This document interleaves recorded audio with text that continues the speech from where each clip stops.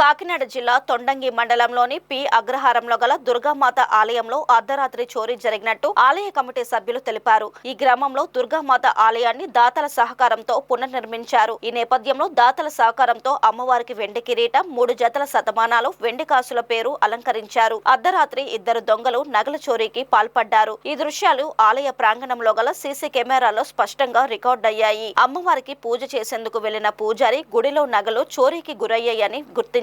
ఈ నగల విలువ 2.5 లక్షలు ఉంటుందని ఆలయ కమిటీ సభ్యులు తెలిపారు. దీంతో ఆలయ కమిటీ సభ్యులు గ్రామ పెద్దలు కలిసి తొండంగి పోలీసులకు ఫిర్యాదు చేశారు. వీడియో